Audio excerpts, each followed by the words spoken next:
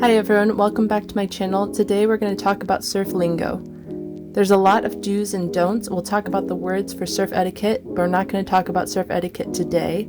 It can be overwhelming, all the words, so we're going to go through them one by one. All these words can be broken down into 3 sections: words to describe surfers and their actions, words to describe equipment, and words to describe waves and conditions. This is the set of words for surfers and their actions, including a kook, duck diving, wipeout, pop-up, and a lot more. Let's get into it. Describing surfers and their actions. First word is a kook. This is someone who doesn't know how to behave in the water, and sometimes it's unintentional, but other times it's someone just being rude. Next word is a grom. This is a younger surfer, usually new to the sport. Dropping in on someone is catching a wave that someone has already caught and they are closer to the peak than you. Duck diving is best suited for shortboarders or boogie boarders, and it's when you push your surfboard and body under the whitewash of the wave. Turtle rolling is a maneuver for longboarders. It's when you take your board and you flip it upside down when the wave hits you, and when it passes you flip it over and keep paddling. Going left or going right refers to what direction you're riding the wave. If you're riding the wave to the left when you face the beach, you're going left, and if you're riding it to the right, you're going right. All surfers are either regular or goofy-footed, and it depends on which foot is forward. You'll see examples here below. Hanging 10 is a maneuver on the longboard where you hang all 10 of your toes off the edge of the board while riding the wave. A cutback is when you're riding the wave and you ride it all the way out either to the shoulder or into the whitewash, and you do a very quick turn, cutting back into the pocket of the wave. Getting caught inside is no fun. It's when you're on the inside, especially when a big set comes by. Popping up is the action from moving from the prone position on your surfboard to your feet when you catch the wave. Wiping out is what happens when you fall off your board into the wave, and usually the whitewash whirls you around and you get caught underwater for a little while. Going over the falls is not fun, and that is when the top part of the wave takes you and throws you back down into the water. Dawn patrol is a term used to refer to getting up early in the morning to surf when the waves are best. The lineup is the area where all the surfers are sitting, waiting to catch waves.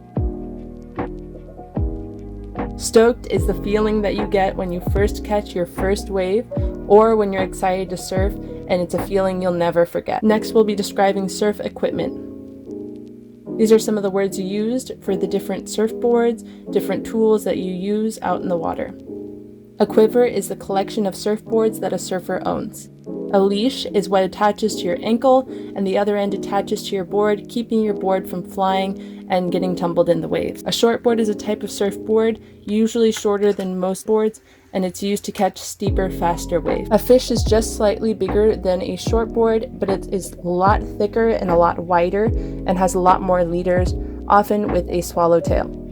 A fun board or a mid-length are very versatile. These are usually in between fish and a longboard. These are great in all kinds of conditions, from mushy waves to steep waves.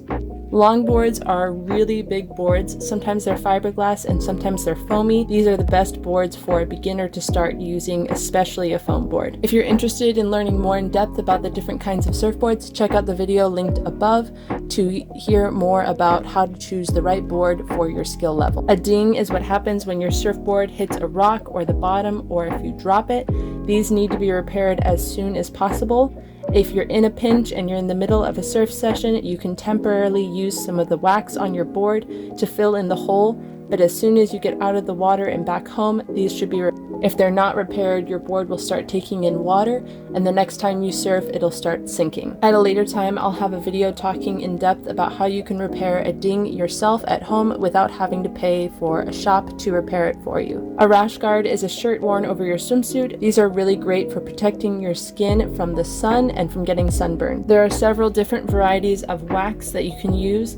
They vary depending on the temperature of water that you will be surfing in. They come in a base coat, cold, cool, warm, and tropical. A surfboard rack is used to put surfboards on top of your car. This is really nice to keep sand and wax out of your car. A surfboard sock or a board bag helps keep your boards safe when you're transporting them, and it also keeps wax and sand out of your car.